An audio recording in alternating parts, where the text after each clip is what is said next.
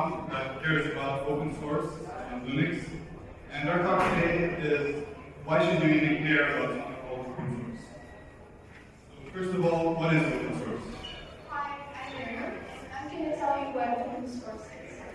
Open source is basically software which goes publicly in the window. And a specific kind of open source we're going to discuss today is free software is basically software that is free to everyone to use.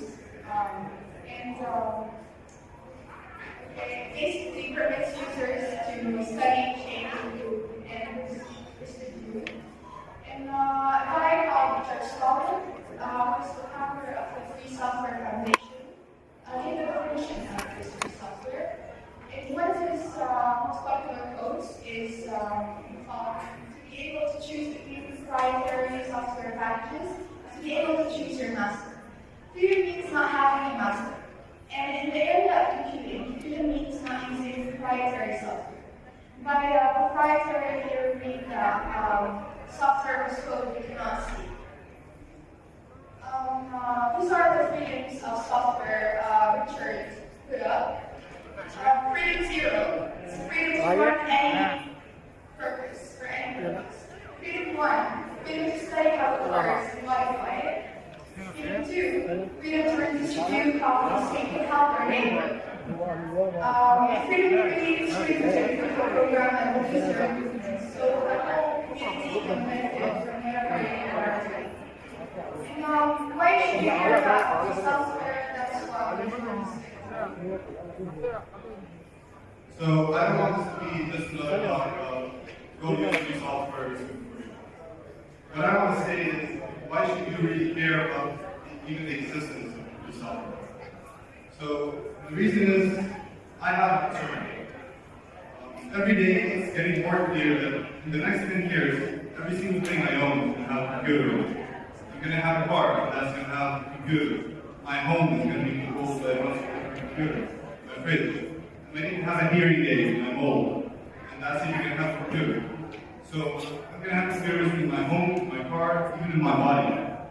And it's very scary to not know what these computers are running. What are they actually doing, and what's happening behind the scenes in this hardware. So our freedoms are in jeopardy. Yes.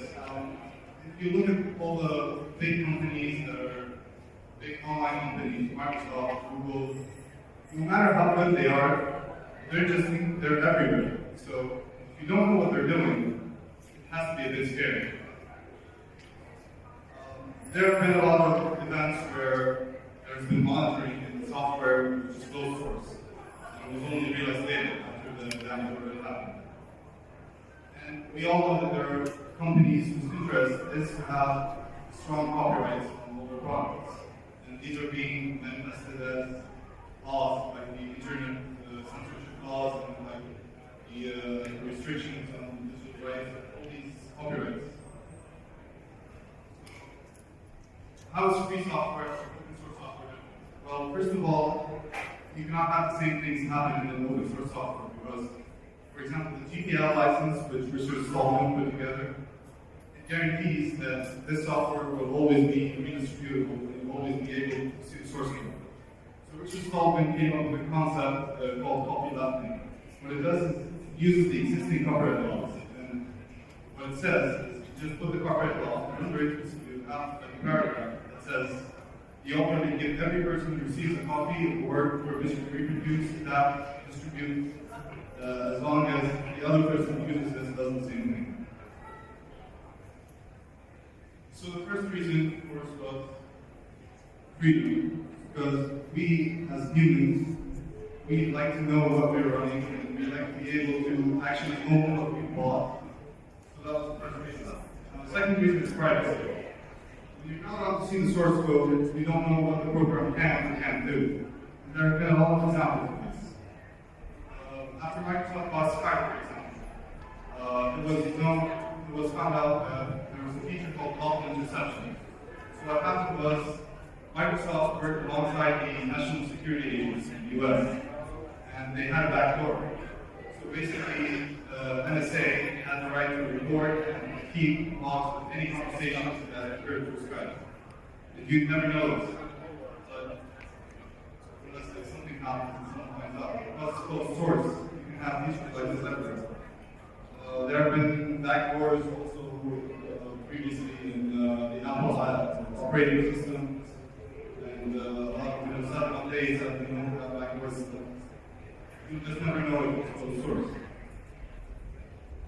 Another document that was kind of recently, a few months ago, leaked is something in India, a contract with Apple, Nokia, and Ring, and the Indian government. And basically it was an exchange of market presence, so the Indian government guarantees market presence for these companies there in exchange for user surveillance.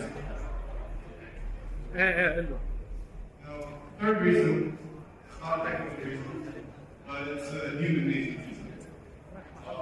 There have been studies that suggested that people are generally happier when they are allowed to spread things they have. So when you buy something, you buy a song, you buy a program, whatever. If you buy it and then you're restricted about what you can do with it, you're not allowed to share it. You have to stay conscious about keeping this just to yourself. That's not a good thing for you to feel part of it. Studies on human interaction and sharing actually makes people happier. And this is only possible based off. And so without free software or open source software, basically you cannot be guaranteed freedom, you cannot be guaranteed privacy, you cannot have an alternative except the one thing with some company that dominates everything.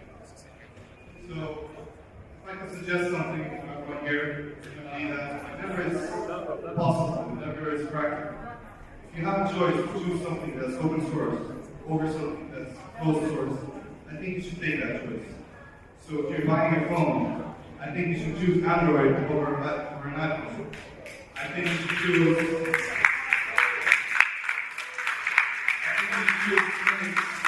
over Windows if you can. Of course, you can't always, but sometimes you need some kind of commercial product like Adobe or something. But if you can, you should choose Linux over Windows. And any other.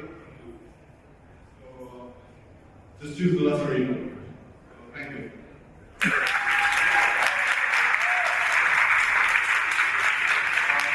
In a few minutes, we'll be distributing 3 DVDs with Ubuntu Linux and a rough draft of the first series of Linux tutorials that we're working on. So pass by a table later. Thank you.